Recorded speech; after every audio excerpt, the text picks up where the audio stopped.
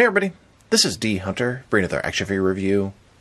Today, we're going to look at the McFarlane DC Multiverse Deluxe Theatrical Edition, James Gunn's Superman and Krypto. This is the David Corenswet Superman. I got this guy at Target today. This is the deluxe version that has the cloth wired cape and Krypto, as well as a bunch of different faces. So let's take a look at the packaging. As you can see at the top, 22 Moon parts, McFarlane Toys, ages 12 plus, DC Multiverse Superman and Krypto. Deluxe Theatrical Edition. Here he is in the package.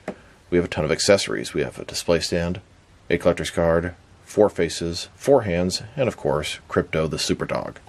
One side of the package, DC Studios, Superman. Other side, Superman and Krypto. At the bottom, there's this barcode if that helps. And in the back, here's a drawing of Superman and Krypto from the movie. So with no further ado, let's open them up. Alright. Well, now that we have this figure out of the package, here he is with all the accessories laid out. We have a display stand, collector's card, 4 interchangeable hands, 4 interchangeable faces, and of course Krypto the Super Dog.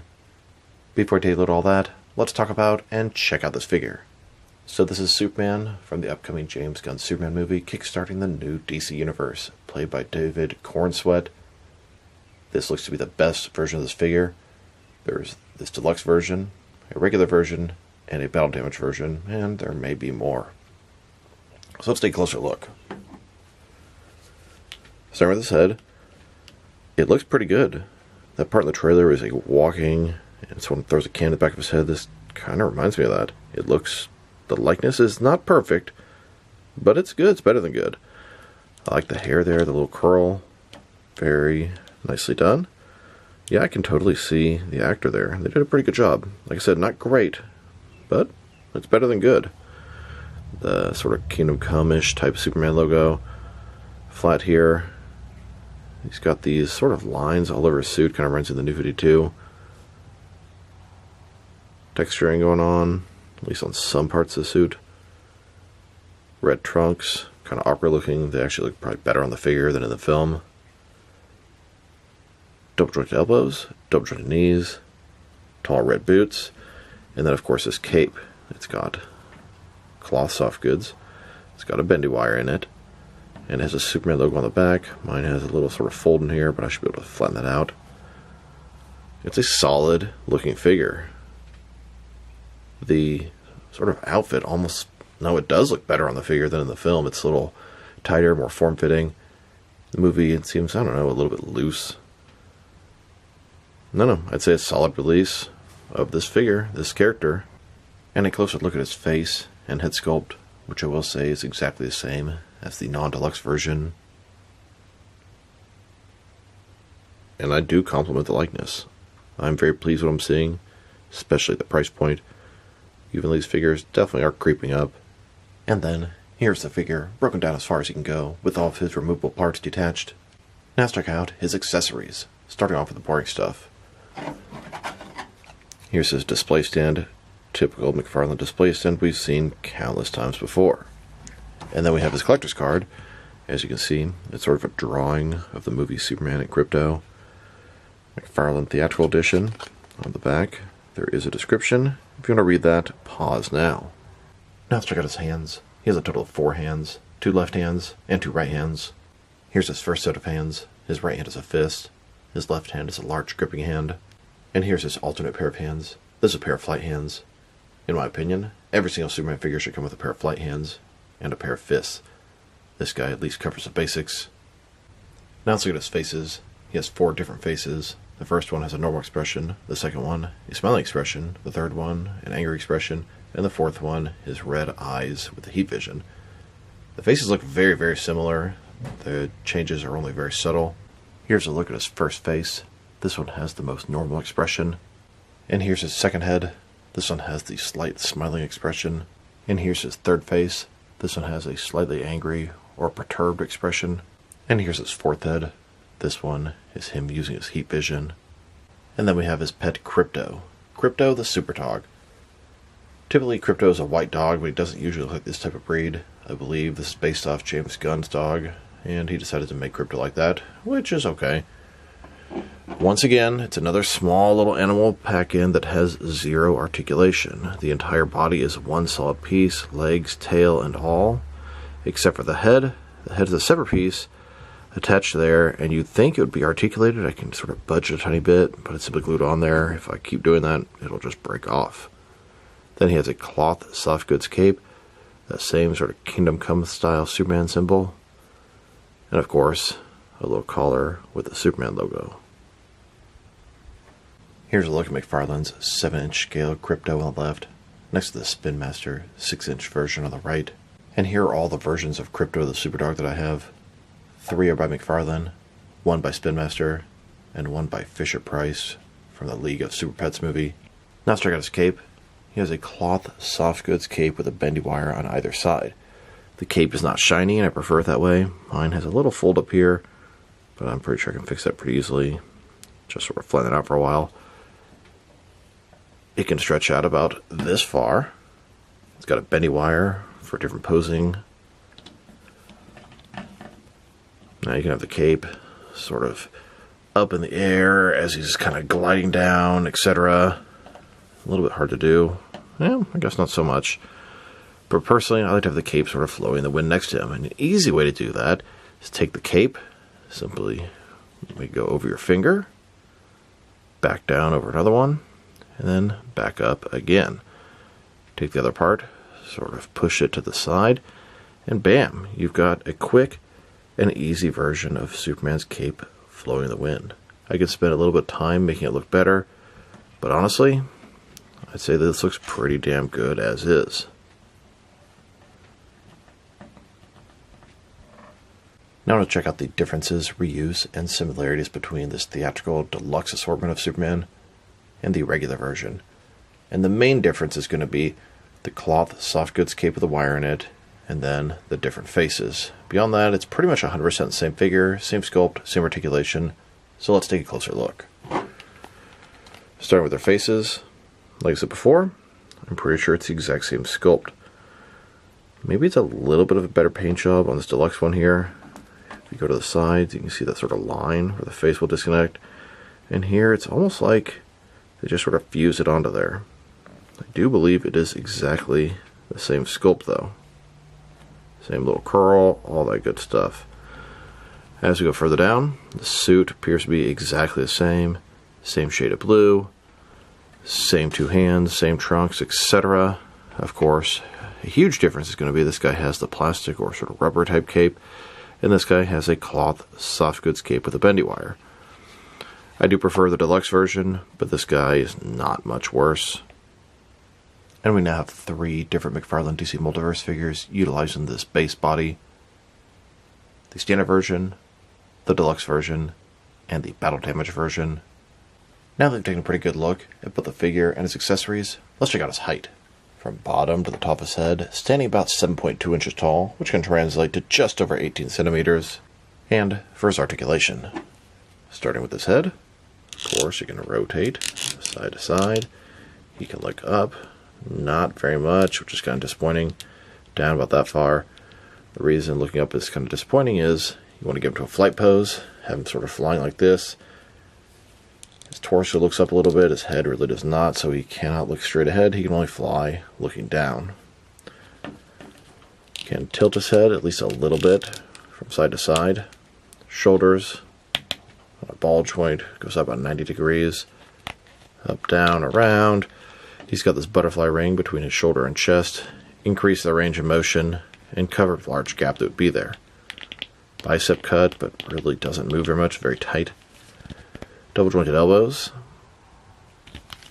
His wrist can rotate, and it's hinged as well. He's got a ball joint in his torso. Rotate around, forward and back. Another one in his waist. Rotate around, barely. Forward and back, also barely. Between the two, pretty good range of motion. You definitely get more out of the torso than the waist on this guy. Legs, completely does the splits. McFarlane style hip joints, odd they would make that part red. Rotation is minimal at best. They go forward, About that far. Back not at all. Double jointed knees. And then his ankle. Forward and back. Rotate. Tilt. Rock. And of course, toe articulation. Here's a look at Superman standing in a hero pose above the skies of Metropolis with his trusty sidekick and dog Krypto next to him. And here's an image of Superman hovering in the skies, looking over a city. And here, Superman in a flight pose, flying over Metropolis. Now let's check them out. Next is some other action figures, starting off with some other James Gunn Superman movie figures. Here are all three versions of the McFarlane DC Multiverse David Corenswet Superman. I haven't seen the movie yet, but I doubt there's going to be a fourth version. And here he is, with 4 different Spin Master 6-inch movie figures. We have the single release, we have the 2-pack with the Kaiju, we have the action feature one, and then we have the 4-pack Luthor Core. Here's Superman, next to some other good guys from James Gunn's Superman film. We have the Superman robot, Superman himself, Mr. Terrific from Maxwell Lord's Justice Gang, and then Metamorpho, who I believe is originally captured and being forced to do things by Lex Luthor. But I imagine the heroes here will all team up by the end of the film. And here he is, next to the only villain I have from the James Gunn Superman movie so far. This is the Kaiju Beast. It's a mega figure. I do still need to get Lex Luthor, Ultraman, and Battle Damage Ultraman from the film. Here's the McFarlane Superman, next to the entire Spin Master 6-inch movie wave. We have the Superman robot, Guy Gardner, Mr. Terrific, Hawkgirl, Superman, Krypto, Baby Joey, Metamorpho, Lex Luthor, the Engineer, and the Kaiju Beast. Then here's Superman next to the Spin Master 6-inch action line. We've got Hammer of Moldovia, Superman, Guy Gardner, Mr. Terrific, and these figures are just awful. Hammer isn't bad, but the rest of them are just trash. Now let's check him out. Next is some other McFarlane Superman figures.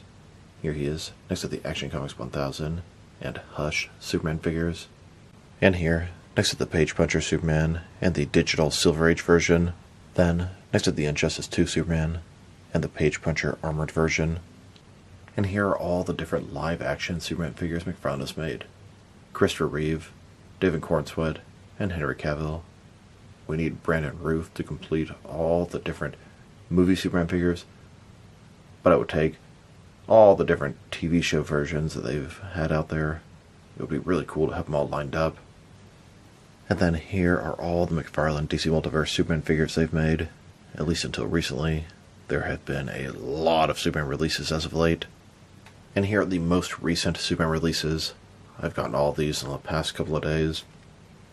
3 David Corenswet Superman, 1 New 52 Superman, and 2 Strange Lives of Superman Collector's Edition. Now let's check him out. Next is some other recently released McFarlane DC Multiverse figures. Here he is next to several recent Target exclusives. We have the Red Cyborg Superman, the New 52 Superman, and both the regular and Platinum Chase variants of the Strange Lives of Superman Collector's Edition figure. Here's the Superman, next most recent Batman Theatrical Wave. We have the bronze version of Michael Keaton Batman, Batman vs. Superman, Jeremy Irons Alfred, and Batman Forever, Jim Carrey Final Suit Riddler. And here he is, next to some McFarlane cover recreations. We have the infamous, stolen Killing Joke Joker, and the Dark Knight Returns Batman. Then, with the Amazon exclusive glow-in-the-dark Captain Carrot. And now, with Bizarro, Eradicator, Cyborg Superman, Armored Hell Jordan, Jade, and Cowboy Batman. There is a Platinum Chase variant of Eradicator. He's been popping up at some Targets. I'm on the hunt for him if anyone would help me out. Here's the Superman, next to both the regular and Platinum Chase variants of the Walmart exclusive Year 1 Batman and Lieutenant Gordon. I'm still on the hunt for one more of these Platinum Batman figures. And here he is, with both the regular and Platinum Chase variants of Icon. Then, with the GameStop exclusive Frostbite Red Hood and George Clooney Batman. And now, with the McFarlane Collector's Edition Wave 10, both the regular and Platinum versions of Deadshot, Year 2 Batman, and Adam Strange. And finally, next to the 4th digital wave, both the regular and platinum versions of Two-Face and Dr. Fate, and also the Silver Age Superman. Now let's check him out, next to some action figures from different various companies, so we can see how he fits in both scale and style-wise, in case you want to know which lines you can mix him with. Since he's a McFarlane toy, they're typically the 7-inch scale. I'm going to start off my comparisons with some of the larger action figure lines I collect, and work with smaller, and I'm going to include as many Superman figures as I can during these comparisons. Since we already checked him out, next to all the other McFarlane DC Multiverse Superman figures, here he is, next to some more McFarlane toys. In front of you are 5 different action figure lines, all from McFarlane toys, all 7-inch scale, and now, with some Jack-specific wrestling figures, and some Diamond Select toys. Here's Superman, next to some Cheetos, macaroni and cheese, and here he is, with some DC Direct and NECA Superman figures, then with both some Mattel and Jazzwares wrestling figures, and now with some Mezco and Mattel Superman figures, next with some Mafex and Hasbro Marvel Legends, and finally with some SH Figure Arts and Jazzwares Fortnite figures. So overall, this is a very nice Superman figure. I think the likeness is excellent, the accessories are good, the faces are a little bit too similar to each other. He doesn't have any real accessories besides Krypto, which is a fantastic accessory, but I also wish it moved at least a little bit. The cloth soft goods cape is very nice. The wire, pleased with that. The likeness, good. The sculpt and paint job, excellent. I think the suit looks better on the figure than it does in the trailer. It's a little more form-fitting. Doesn't look quite as loose and baggy. And the shorts look a lot better on this guy. If I were to rate this figure, I'm going to give it an 8 out of 10. Maybe even an 8.5. It's very, very nice. I mean, there are some issues, but they're kind of minor. This is definitely the best of the 3 versions of the David Corenswet Superman that they've made so far, and I'm quite pleased. So this is D Hunter. Thank you for watching this video. If you liked the video, press like below. If you have anything you want to say about the video, add to the comment section. If you want to see additional action figure reviews from me, press subscribe. I do appreciate you do that. Once again, this is D Hunter. Thank you for watching, and I'll talk to you guys real soon.